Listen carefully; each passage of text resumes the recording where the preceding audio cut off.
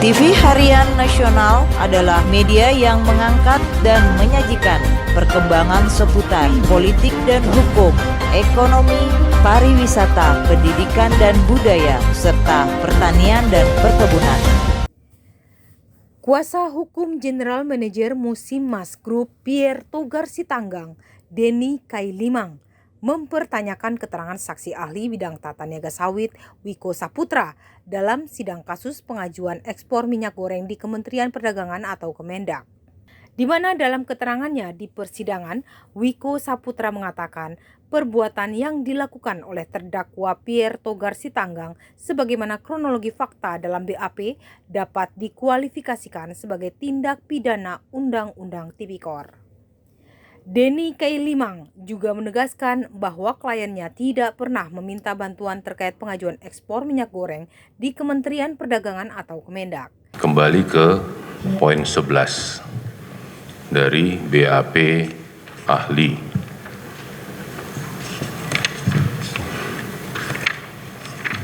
Kita bacakan, berdasarkan hasil penyidikan terdapat fakta.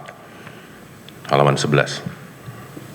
Bahwa ditemukan adanya indikasi penyimpangan penerbitan persetujuan ekspor yang dilakukan oleh Kementerian Perdagangan bersama pelaku ekspor CPO dan olein atau minyak goreng dengan menerbitkan 324 persetujuan ekspor atau PE terhadap 88 perusahaan. Di antaranya Wilmar, Musimas, dan Permata Hijau. Terus kemudian di bawahnya lagi, hasil penyidikan ditemukan, di halaman 12 di tengah-tengah, hasil penyelidikan ditemukan bahwa Direktur Jenderal Ekspor Luar Negeri telah melakukan perbuatan melawan hukum berupa dikeluarkannya PE kepada eksportir yang seharusnya ditolak izinnya karena tidak memenuhi syarat DMO DPO untuk CPO 205.000 ton, olein 695. Dengan demikian, seluruhan dari 27 Januari sampai dengan 16 Maret 2022, 898.000 ton DMO ini bermasalah, di antaranya kembali Wilmar, Musimas, dan Permata Hijau. Menurut ahli sebagai profesor bidang pidana, apakah seharusnya pendapat ahli yang duduk sebagai terdakwa di sini adalah seluruh perusahaan yang mengajukan PE dan mendapatkan persetujuan ekspor? Ini adalah fakta. Pertama saya ingin menegaskan kembali bahwa apa yang tadi Bapak bacakan itu adalah apa yang disampaikan oleh penyidik kepada saya. Baru kemudian saya berpendapat di alinea berikutnya. Ya, saya bertanya itu pendapat pertama. Profesor, menurut saya bertanya, apakah menurut pendapat keahlian dari profesor di dalam hukum pidana, seluruh perusahaan yang mengajukan PE dan mendapatkan PE seharusnya dijadikan tersangka dan terdakwa dalam persidangan ini. Ini baru saya mau jawab, Bapak. Bapak sudah potong duluan. Jadi Bapak, prinsipnya tadi kemarin juga sudah saya sampaikan, prinsipnya kalau memang ada pelanggaran norma sebagaimana yang kemudian di dalam apa yang saya sampaikan di dalam paparan kemarin itu ada pelanggaran norma-norma yang berkaitan dengan soal pemenuhan DPO, DMO dalam hal dapat persetujuan PE-nya itu tanpa pemenuhan itu, maka siapapun juga mesti harus bisa dimintai pertanggungjawaban. Jadi demikian Bapak. Prof setuju mengatakan harusnya semua. Simpel aja Prof, ya atau tidak Prof? Bukan Bapak, maksud saya ya tentu yang prinsipnya adalah secara hukum itu yang melakukan pelanggaran terhadap tidak terpenuhinya pemenuhan DPO itu. Saya bacakan lagi dikeluarkannya persetujuan ekspor, mari kita baca BAP Prof yang ada di tangan Prof sendiri, halaman 12. Karena tidak memenuhi syarat, seharusnya ditolak izinnya dan dilampirkan seluruhnya. Apakah hanya 3 saja yang DMO tadi Prof katakan tidak terpenuhi? Ya, mohon izin Yang Mulia, karena kan ketika saya menyampaikan pendapat berkaitan dengan 3 ini, karena saya disajikan fakta berkaitan dengan 3 ini. Jadi hanya 3. Sehingga saya berpendapat. Ya, artinya, Prof, maaf, kejaksaan dalam hal ini memilih 3 saja yang dijadikan tersangka. Kalau itu saya tidak punya kewenangan untuk menjawabnya, karena itu kewenangan dari teman-teman. Tapi ini faktanya, sekali lagi ya, saya bacakan. Berdasarkan hasil penyidikan terdapat fakta. Izin, Pak. Saya itu jawabannya tergantung pada fungsi penuntutan penyidik gitu, Saudara. Baik. Bukankah begitu? Ya, Yang Mulia, betul. Kalau Saudara mengatakan seseorang bisa dihukum, bisa mintai pertanggungjawaban pidana. dimintai pertanggungjawaban, ya kan? Taruhlah yang sederhana saja, ada 2 orang mencuri, yang satu diperiksa polisi, satu enggak, ya kan?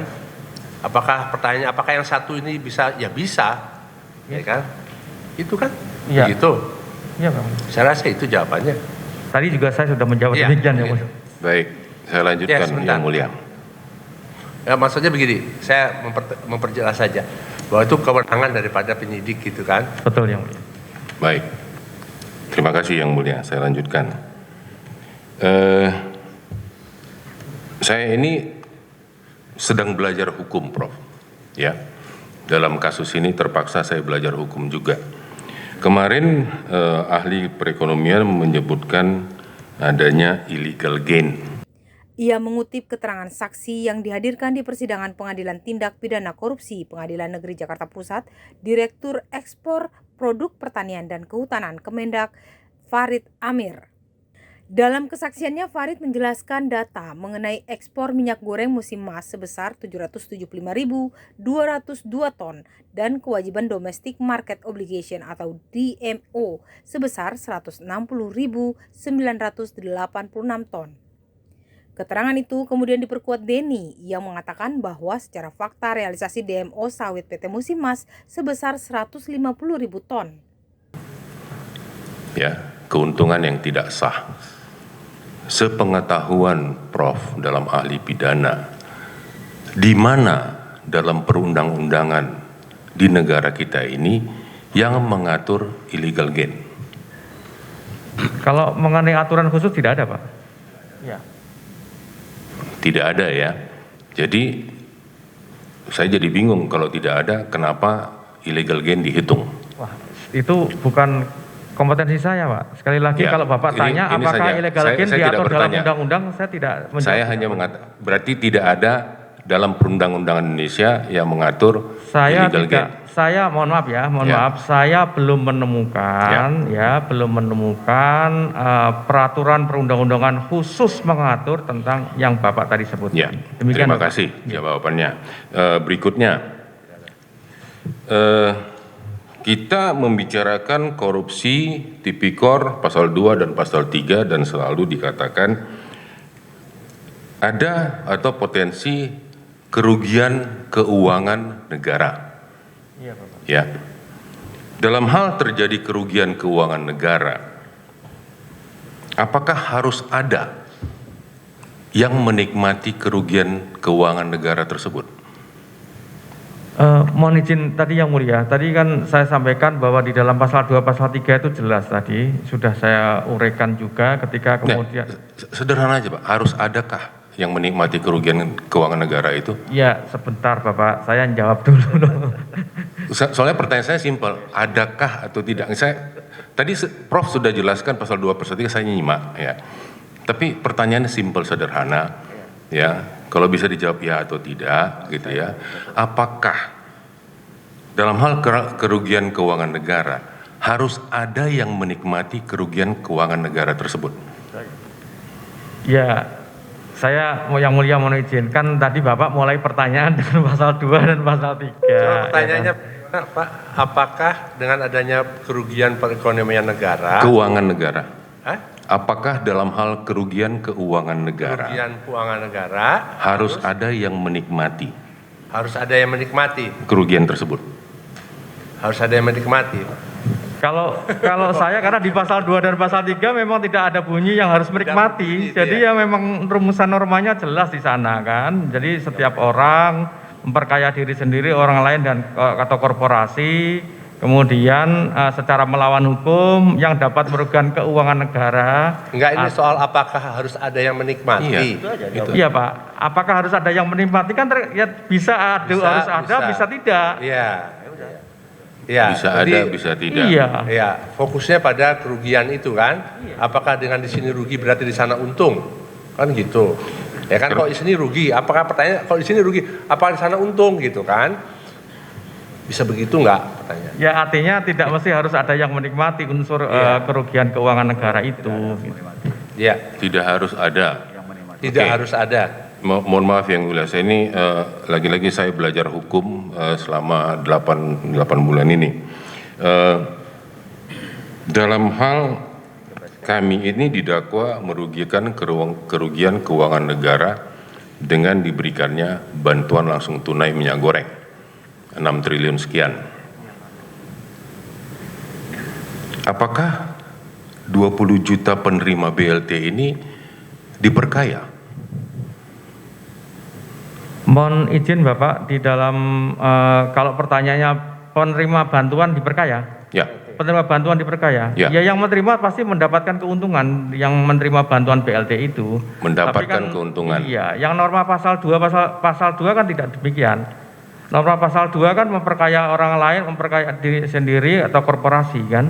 apakah mereka tidak orang lain, Pak, memperkaya orang lain? Iya, maksudnya memberikan berupa bantuan BLT itu, ya itu kan adalah termasuk bagian dari Memperkaya yang memperkaya orang lain. Baik, berarti ada yang menikmati, Prof ya. Loh, kan makanya tadi bisa ada yang menikmati, bisa juga tidak menikmati. Kan Berarti begitu kan? 20 juta penerima BLT menikmati kerugian keuangan negara. Ya itu kan kompensasi Pak, bukan Ya. dari perbuatan memperkaya diri sendiri orang lain atau korporasi tadi. Tadi kembali ke pasal 2 tadi, Pak. Iya, saya kembali ke pasal 2 juga. Ya. Setiap orang ya memperkaya ya diri sendiri atau orang lain. Dalam hal ini adalah orang lain kan, Cara melawan hukum kan Pak? secara melawan hukum. Semisal itu melawan hukum dan diperkayanya siapa? 20 juta kepada ya. Nggak ada orang miskin lagi. Betulnya begini Pak, itu kan BLT diberikan bukan Sumbernya. untuk keuntungan menurut saya. Bapak harus bilang gitu karena BLT kan bantuan. Bantuan ya. Yang diberikan bantuan itu Pemerintah. orang yang susah, Ya. fakir miskin yang terdata di situ. Ya kan? Saya rasa itu. Mungkin tidak usah terlalu stresnya begitu. Artinya Bapak menjawab sesuai dengan apa yang Ya. Baik yang mulia. ya. Karena saya takut ini aja misinterpretasinya terlalu melebar nanti. Ya Pak yang mulia. Baik. Ada lagi pertanyaannya? Terakhir, Bro. Yang mulia, sorry. Tadi Bapak katakan bahwa bisa terjadi kerugian perekonomian negara atas suatu tindakan, ya, atau melawan hukum, atau kalau tidak melawan hukum perekonomian rugi, itu bukan tipikor, Pak. Tadi kan sudah saya sampaikan Bapak. Maksudnya gini, mohon maaf, ilustrasi sedikit aja. Ini saya berpikir, Prof kan rumahnya di Depok ya. Dari Depok kemari itu kan kemungkinan besar macet ya. Ya, macet. Atau lancar-lancar saja. Ya, alhamdulillah tadi juga tidak terlalu macet, tapi ya. Tapi ada macetnya. Ada macet. Ya. Kalau kemacetan itu kan sebenarnya kan pemborosan, Pak. Pemborosan. Izin majelis hakim. Pertanyaannya Fokus saja. ke pertanyaan. Pertanyaannya. Baik, cukup sekian. Terima kasih Bapak.